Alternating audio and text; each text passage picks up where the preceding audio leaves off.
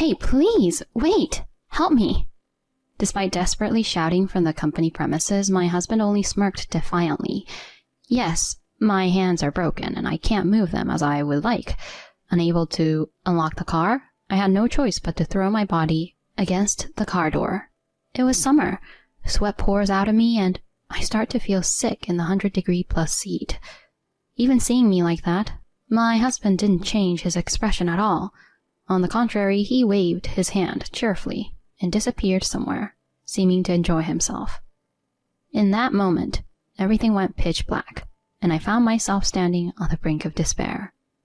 Why am I going through this? If it continues like this, my body will really go haywire. Someone, please help me. As the discomfort grows, my consciousness gradually fades. Then I heard unexpected voices. It was the voices of unfamiliar people. My name is Maggie, and I'm 29 years old. I'm just an ordinary office worker in a general company. I met my husband Keith 3 years ago, and we got married just a year ago. We initially got to know each other through work, so we have a mutual understanding of each other's duties. When I said I want to continue working even after getting married, he smiled, gently. It's fine, isn't it? Nowadays, it's normal for women to work actively. But your mom was a homemaker, right? And before you also said you wanted me to be a homemaker when we got married. Don't worry about that. I just wanted you to live in a way that feels right for you. Really? Is it okay for me to keep working? Of course. Honestly, it would be more helpful if both of us worked until we have children. Thank you, Keith. I'll make sure to manage household matters properly too. In response to that, my husband gently stroked my head, saying, You don't have to push yourself. I had always loved how he respected my feelings, to the fullest, since the early days of our relationship. But when did it start? When did he, who used to be so kind, suddenly become cold and distant? The first time I felt a sense of discomfort was about 6 months into our marriage, on a certain day. During this time, my work was hectic, and I was dealing with days filled with continuous overtime. With a lot on my plate, and having assumed a managerial position at a young age, I had to approach my duties with a sense of responsibility. On the other hand, my husband's company rarely required overtime. Since promotions were mostly based on a fixed schedule, he usually returned home earlier than I did. On this particular day, when I returned home, I found my husband lying on the sofa, playing video games. His suit and socks were strewn about, and there was no preparation for dinner. The used dishes were left as they were. Suppressing in a sigh that seemed ready to escape, I rolled up my sleeves and started doing the dishes. At that moment, without turning his face towards me, my husband continued to focus on the game screen and casually said, Hey, is dinner ready yet? I'm pretty hungry, you know. Upon hearing those words, my hands, which were washing dishes, came to a halt. The juggling act between work and household chores seemed to have reached its limit for my mind and body. Normally, I could have brushed it off with a sorry or I'll prepare it soon, but on this day, I just couldn't ignore my husband's words. Still standing in the kitchen, I suddenly realized I was raising my voice at him. What's that about? I just got home, you know. If you're going to say that, couldn't you at least do the dishes or make some simple side dishes? Huh? Why me? Aren't household chores your responsibility? My responsibility? Why? We both work. Well, you brought it up. When we got married, you said, I'll do my best with household chores too. Of course, I said that. But does that mean I have to take on all the burden? Isn't that unfair? Then quit your job. Well, my salary isn't that high, and I can't afford to give you an allowance. But if that's okay with you, I can do that. What is that?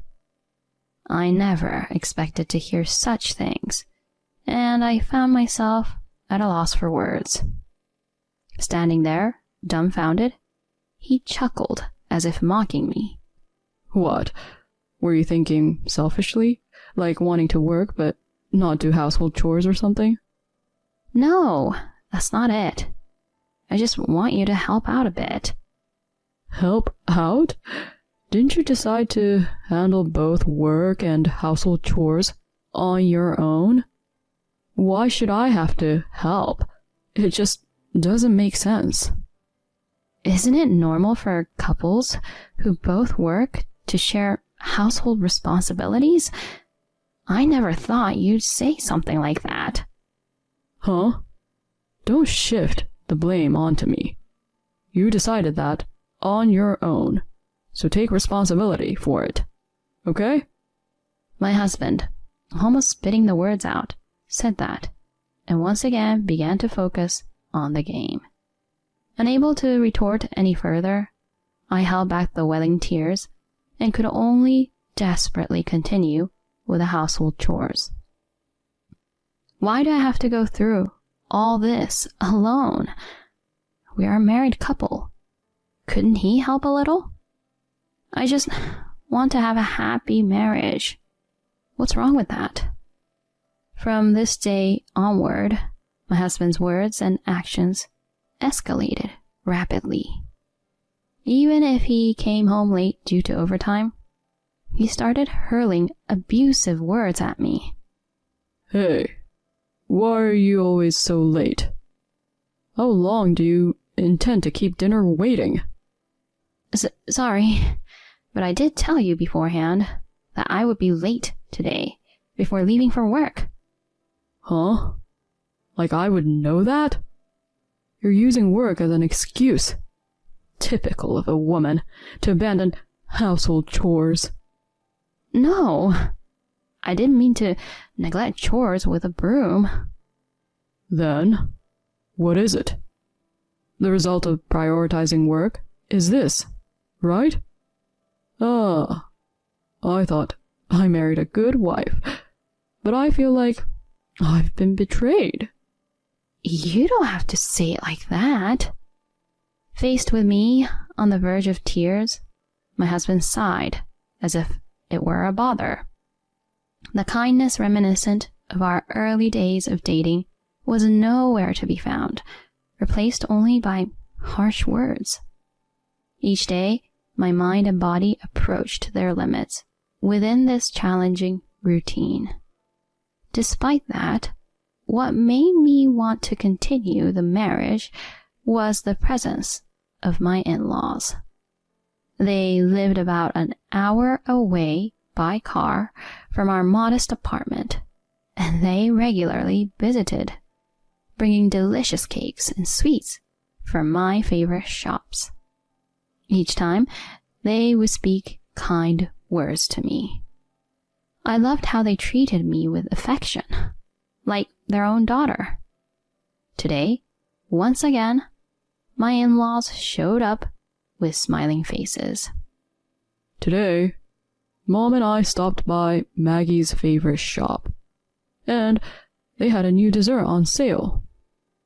Oh, come on. We were so excited and bought it all for Maggie. It genuinely makes me happy when they take actions with me in mind. Accepting the paper bag handed over by my father-in-law, I expressed my gratitude with a beaming smile. Thank you so much, Mom and Dad. I'm really grateful for your thoughtfulness. Always. What are you saying? Maggie is our precious daughter, so it's only natural. Keith seems to be inviting you, and I'm grateful for you for marrying someone as lovely as you. No, it's not like that. I'm always causing trouble for Keith. What are you talking about? Keith is the one causing trouble, isn't he? He's the type who doesn't do any household chores. That's right. That kid has a bit of a sloppy side. If anything happens, feel free to consult with us anytime, okay? Sorry. As they were having such a conversation, my husband barged in at just the right moment. He pulled me close and began to act like a happily married couple. Both Mom and Dad worry too much. We get along really well, and we share the household chores properly. Really? I can't believe you can do such skillful things. That's right. You're just handing everything over to Maggie. That's not true. I do my share of household chores since Maggie is working, you know. What about it, Maggie? I shuddered involuntarily at my husband's smiling face. How could he tell such lies as effortlessly as breathing? Nevertheless, I couldn't afford to cause trouble for my in-laws because of me. I desperately responded with a smile that said, "Yeah, it seems that way." Seeing that, my in-laws smiled happily. That's right. I must not ruin this happiness. For the sake of my beloved in-laws, I had to endure. Every time my in-laws visited, I repeated the act of pretending to get along well with my husband. One day, something happened. After work, I fell on the stairs at the station, resulting in fractures in both arms. Bystanders called an ambulance, and I had to be transported to the hospital for emergency treatment. I was forced to stay in the hospital for a while. Since my job involves using a computer, this injury could impact my work. When I contacted the company and explained the situation, they told me not to push myself and take a break, so I decided to take about 2 months off. Both the injury and the need to take time off from work were entirely due to my own carelessness, so there was no helping it. But what saddened me the most was that my husband didn't visit me once during my hospitalization. After about 2 weeks in the hospital, I was discharged. I had informed my husband of my discharge date, but there was no response from him. Maybe Keith won't come to pick me up after all. Unable to move both arms, I couldn't carry my belongings and take the train home. I had no choice but to pick up a taxi at the hospital and go home. While pondering such thoughts, I headed to the hospital's main entrance with the assistance of a nurse. There I was met by my husband, waiting with a refreshing smile. Maggie, I've been waiting for you. Huh? Keith, why? Why? Because I was worried, of course. I decided to come and pick you up. You can't go home alone when you can't use both hands. But I contacted you, and you didn't reply at all. Sorry. I've been busy too. Anyway, let's go home quickly, okay? You must be tired of the hospital life, right? My husband received my belongings from the nurse, loaded them onto the car's cargo area, and then opened the passenger seat door, seemingly guiding me. Observing him with his smart demeanor, the nurses were all cheering and getting excited. I nodded at them, then got into the car with complex emotions. As we drove, my husband kept repeating trivial stories. Until I was hospitalized, he used to hurl verbal abuse at me and maintain a cold attitude every day. I wondered what had brought about this change. With a sudden shift to kindness, I felt a sense of distrust towards my husband, contrary to how things were before. Ignoring my feelings, my husband parked the car in the parking lot of a park about 10 minutes from our home and slowly began to speak. Well, from here, drive back home on your own. Huh? Wait a minute. Are you kidding? This has to be a joke, right? A joke? After neglecting household chores for 2 weeks? It's only natural that you face the consequences. Wait, I still can't use both hands, and the sensation in my arms hasn't fully returned. Driving back alone from here... Shut up. Do you even realize how much I struggled because of you? My shoulders involuntarily twitched at the sound of my husband's shouting. He hadn't come to pick me up out of kindness. He considered my 2 weeks of hospitalization as neglecting household chores, and had purposely come to pick me up to administer punishment, specifically to make me drive. My husband unfastened only his seatbelt and tried to exit the car. As he stepped outside to close the door, I pleaded desperately with him. Wait, Keith. Once I've healed, I promise I'll take care of the household chores properly. You've been slacking off for 2 weeks already, haven't you? Excuses won't work now. Please, forgive me. If I'm left behind in this intense atmosphere at work, it will only get worse by the time I reach the venue. I don't care.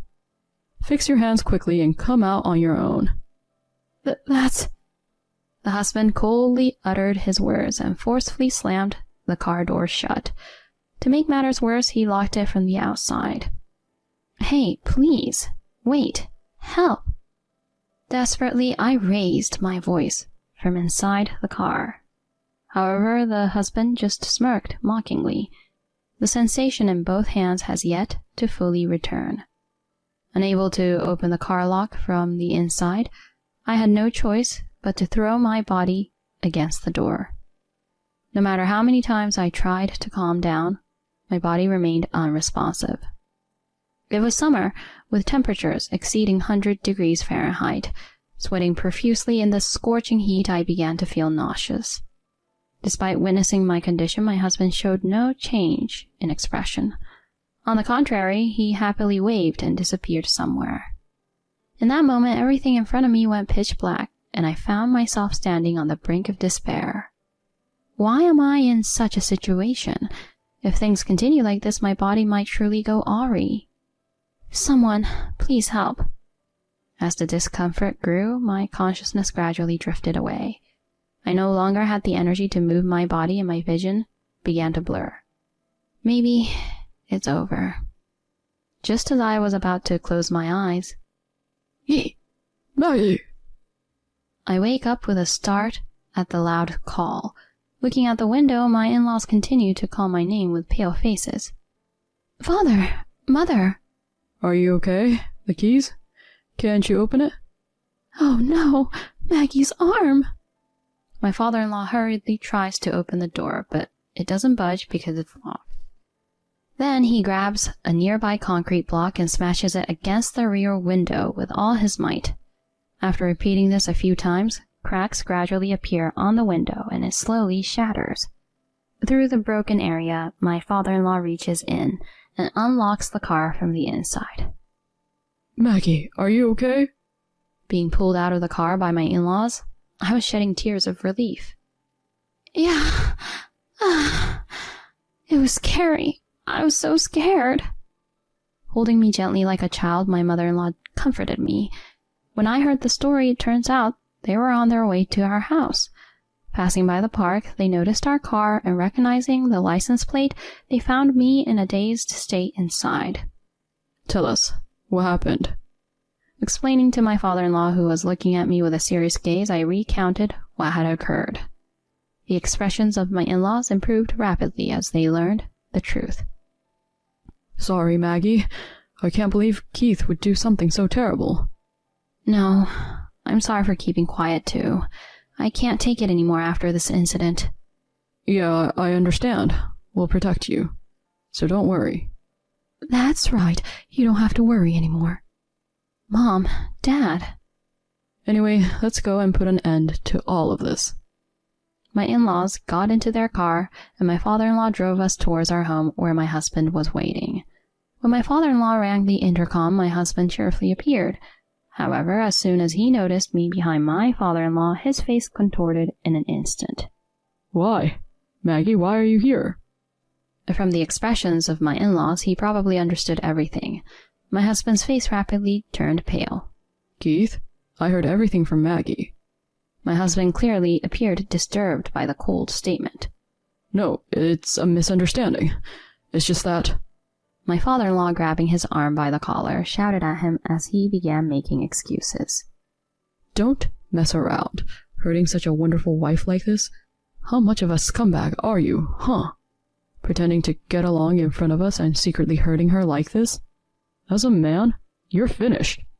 No, I just want Maggie to become a good wife. A good wife? Coming from you, who isn't a good husband, you idiot? I'm truly disappointed in you. I'm cutting off our parent-child relationship. Never come back home again. Scum like you can live alone in loneliness. Suffer on your own. No way. Mom, please say something to her. His plea was rejected as my mother-in-law shook her head. In her place, I bluntly stated, "You've done more than enough awful things to me. Perhaps losing your family is the payback you deserve." No, I don't want that. Please, don't abandon me. No, I can't take it. My husband clutched his head and crumbled to the floor from his knees. Despite his tearful apologies, I couldn't bring myself to forgive him. I decided to rely on my in-laws until I found a new place to live. With my parents-in-law as witnesses, I divorced my husband. Perhaps fearing his parents, Keith readily signed the divorce papers. Instead of seeking alimony, I demanded he never to be involved in my life again. Since we had common colleagues at work, news of our divorce quickly spread. Afterward, Keith seemed to have a hard time at work, repeatedly being late or absent without notice. It seemed like it was only a matter of time before he would be fired. But I felt no sympathy for him. Let him sit behind bars and suffer for all I care. I can never thank my supportive parents-in-law enough for saving me at that time and continuing to support me. They are my benefactors. I hope to repay my in-laws properly in the future, no matter how it takes shape. For now, let's focus on fully recovering from the injuries.